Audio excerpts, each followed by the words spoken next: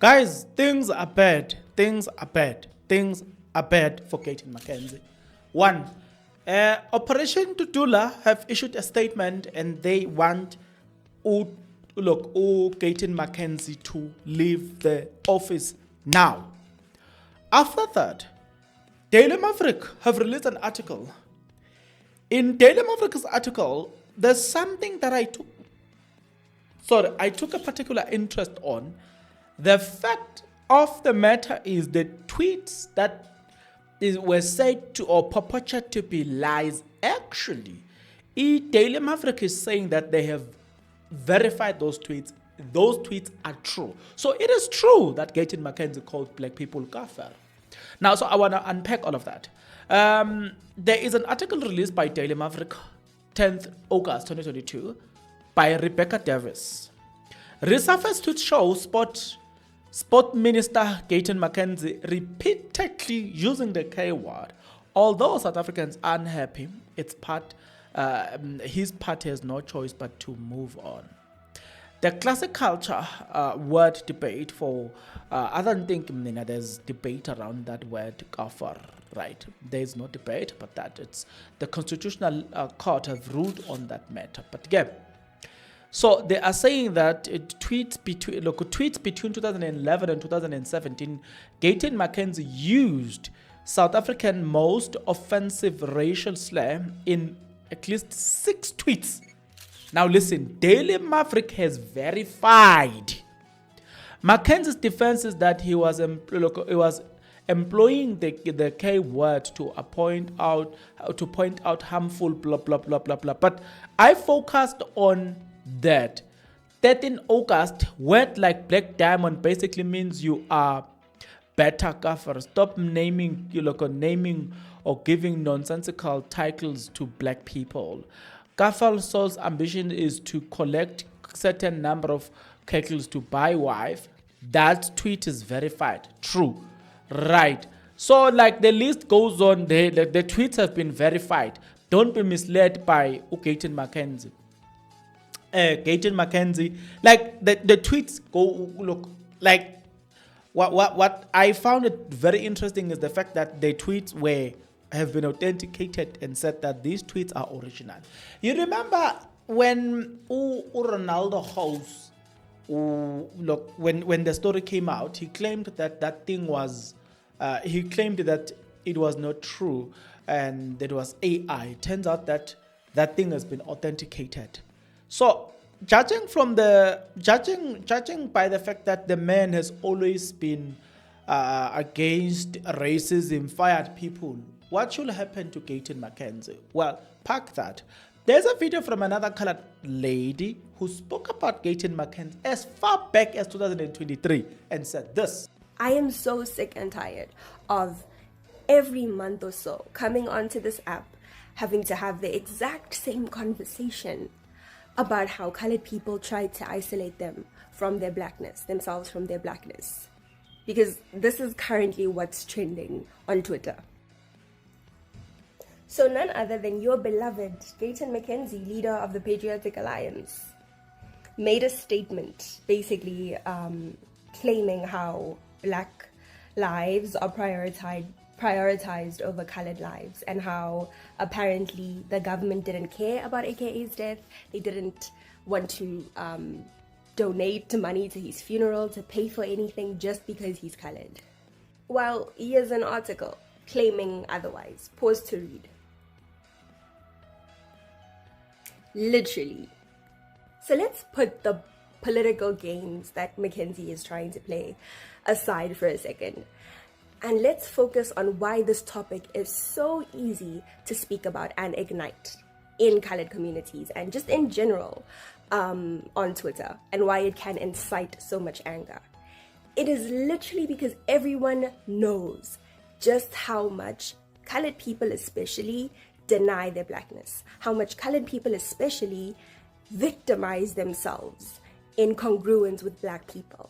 They say that, you know what, the government doesn't prioritize us as coloreds. Besties, the government does the exact same thing to black people. I am so sick and tired of colored people refusing to understand that yes, they have problems. Yes, there is so much poverty in our colored communities, but those exact issues exist in black communities too. We are not isolated as a marginalized group in South Africa.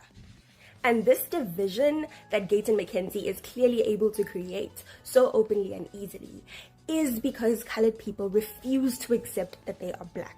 They refuse to accept their blackness. And in the previous video I made, there were so many people claiming that no, the reason colored people don't want to admit that they're black or say that they're black, it's because they're denying their other ethnicities. They're denying the fact that they're Asian, that they're white descendants. The issue is, what is your experience as a South African? Do you have a white experience in South Africa? Do you have an Asian experience in South Africa? Or do you have a black experience in South Africa? How are you treated by the government? You are treated exactly and seen as black by said government. The only time I actually see colored people claiming their Asian ancestry, their white ancestry, is when they use it to deny their blackness. Tell me right now, as a colored person, which Asian language can you speak? How much history have you looked into regarding Asian history in general, into white history in general? How familiar are you with that? How connected to those roots are you? Or are you not more connected to the roots of the African land that you live in, that you were born in? Please, this selective nitpicking and saying that no, but I need to appreciate everything that I am. Yes, that is understandable, but at the same time, don't only use that as an argument to deny you of that blackness. Because that's when people like Gayton Mckenzie can cause this division, can lie to people so openly and have them believe him. Okay, now let's proceed. There are a few questions that have been asked by Chris Axel that I find it very interesting, right? So I wanna show you something. There's a question that has been asked by Chris Axel. This question really is very interesting, but let's start with this one. Chris Axel says Kenignen was 43 when he tweeted this. It's not like he was young and stupid, right? Now look, this is who he is. Now leave Kenignen. Come back. Go to Gayton Mckenzie. There's a point that was raised by Chris Axel. Very important point. He said, Open Chat podcast contract was cancelled by DSTV because he couldn't forgive them. Now we must forgive him. But he just cancelled the brothers just 72 hours ago. What a question. What a question. Hey, you on the other hand, you are expecting people to forgive you, but you yourself did not forgive Open Chat. It reminds me of a verse between the book of Matthew, Luke, that says, when you pray, forgive one another so that your Father in heaven will forgive you. Let me leave it there. Let's jump to Operation Dudula. On the 11th of August, they released a statement. Operation Dudula condemned in the strongest term the recent revelation regarding the racist remarks made by the Minister of Sports, Arts and Culture, Gayton Mckenzie. Such statements are absolutely unacceptable and stand in the direct opposition to the values and the spirit of our beloved country. South Africa is a nation built on principle of equality, unity, respect for all people, irrespective of race, ethnicity, or background. Racism has no place in our society, not now, nor forever. It undermines the progress we have made as a nation and threatens the cohesion and the dignity for all South Africans. Department of Sport, Arts and Culture is tasked with a crucial mandate to provide leadership to the sport, arts and culture sector with a specific focus on accelerating its transformation, leading a nation building, social cohesion through social transformation and preserving developing and promoting cultural and linguistic diversity that defines our nations. These responsibilities require leadership that is committed to fostering inclusive, cohesive society, something that Gayton Mckenzie, historical on racial and insensitive remarks, have clearly shown he is incapable of doing. I like, I never thought they will arrive at this point. I like how they landed here.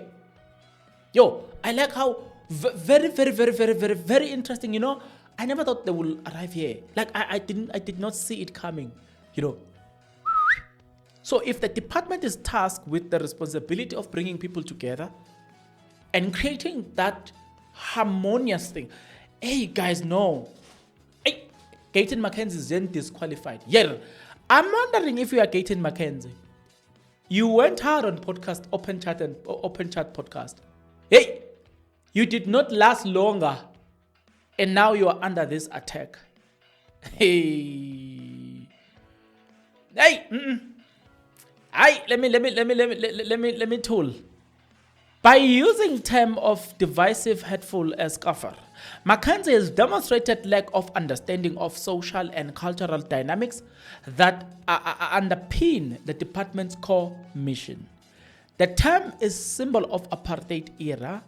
Dehumanization continues to hold immense emotional and historical weight for black South Africans. For Mckenzie to have used this language is not only a violation of the spirit of reconciliation that South Africa was founded upon, but also a clear contradiction to the department's goal of building social cohesion and unity through diversity.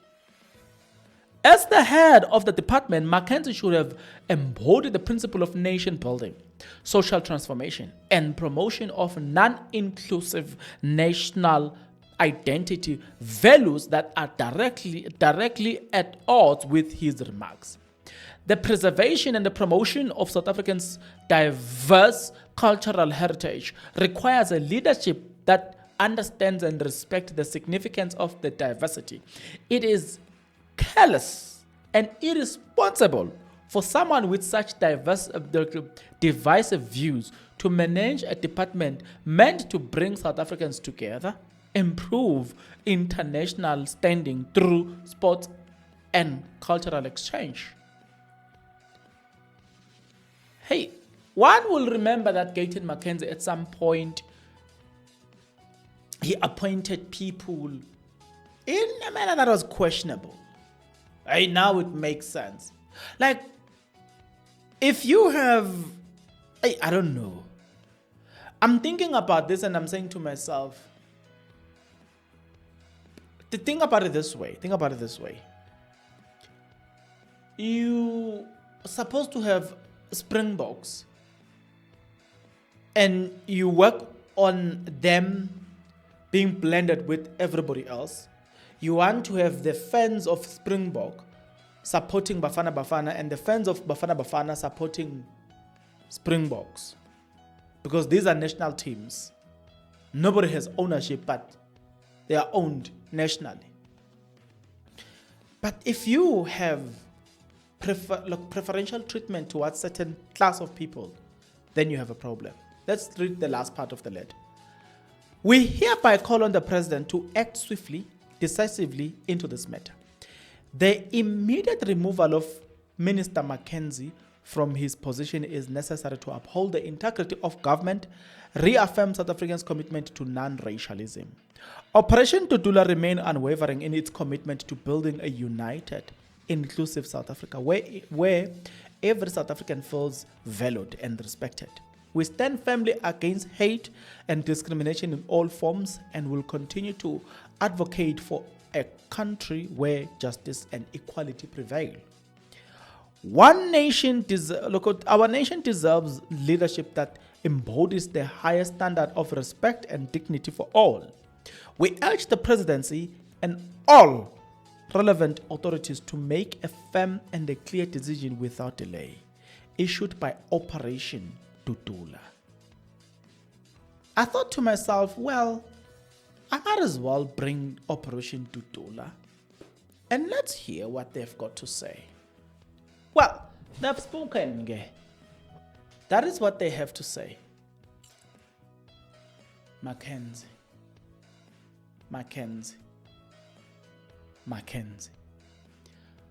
I think Mckenzie made a mistake. The mistake is when he was running for the office, when he realized that okay, he was gonna be elected into this position, the first thing that he should have done, he should have asked or he should have found specialists who would have gone to social media and clean up everything. If he can't, he should have just deleted the tweet, the Twitter, and created a new Twitter. I remember Mohammed Salah. One day we woke up on the news that Mohammed Salah deleted all of his social media. Why? Probably somebody advised him that what you are posting, there are things that might somehow affect you, therefore please do something about it. I'm saying probably. That has been the problem. Hey, guys, what I want you to notice, two things. One, if social media could get Ronaldo House out of parliament, and now the same social media has a power to get Mckenzie down, why do people continue posting things such as alcohol on your social media? Because things like that affects your premium. For instance, if you are looking to buy a car and you want to get an insurance, based on what you are posting on social media, your premiums will be high. If you're posting alcohol and all the stuff, your premiums will be high. Now, this is a perfect example of what social media can do to you. This is perfect example. I want you to understand that if social media has an ability to get you out of the office, do you know that there are people who doesn't get jobs because of what they are posting on social media? Now you understand the impact of social media. I once preached this thing to say, hey guys, be careful of what you are posting. It's okay when you post all of these things standing on a principle, knowing that you know the effect of it. You understand? Understand the consequences of social media. What you say today, tomorrow it might haunt you. Be careful of what you are posting. I don't care whether you are anonymous or what, but when they do their IT, there's people who will find you. They will find you. They will link you to your social media. You don't even have to give them your social media. When you are applying for certain jobs, you don't need to give them their social media. When you are applying for any insurance, you don't need to give them their social media. Don't you think about it. They will find it themselves. They've got IT specialists. Be careful of what you are posting on social media. This is a practical example of what social media can do. It's already harming most people's reputation, but people won't tell you. Let me tell you this. There's a story of a guy around Pretoria who bought Mazda 3, I think around 2019 or so. I'm not sure. Around there. Coming up to 2022. Somewhere there. This guy, he saved money. Say, for instance, the car was 500,000. He saved up to 350,000. He goes to the dealership and said, 350,000, boom. I want to only finance the 150. And he came up with a deal. He was going to pay, for this car, he was going to pay somewhere around 1,800 or so per month, because he took the premium so low. Now, he is going to pay that much a month. Then he goes looking for insurance after successfully getting a proper insurance, or getting a proper monthly installment for his car. And then, as he was looking for insurance, guess what happened? He couldn't get an insurance less than 4,000 rand. Until one person who works for one of the insurance had pity on him and said, listen, you are not going to get any insurance less than this, because the system, we are using the same system. All these insurance companies, you've been flagged. There's a central system that all these insurance companies are using. You've been flagged there. So there's no way you're going to get any premium lower than what you want. Forget. And then he says, because of what you are posting, my brother, you are posting alcohol on your social media. Because of that, insurances consider you a high risk. Imagine now he has to pay an installment close to 6,000, something that he was running away from. Do you see how social media has a direct impact on your life? So some of you may get angry and say, I don't care.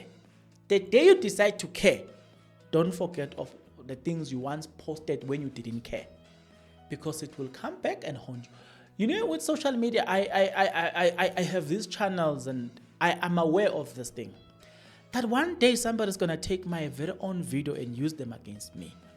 I'm aware of this. That's why when I speak, I know. Sometimes I want to say this, but I don't. I'll give an example. There are a lot of things that I know, serious secrets.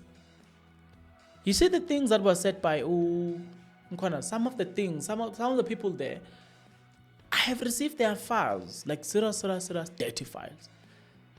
But you choose not to. You understand? Choose not to speak about private matters. You speak about only that which is in public. That's it. But even then, you must be careful of what you say. A smallanyana word. Right now we are here. We landed here because of something that was said by these guys, Abe Open Chat podcast. Now look at where it landed them. From there, look at Mckenzie, where he landed himself. You see this circle? Be careful of what you post on your social media account.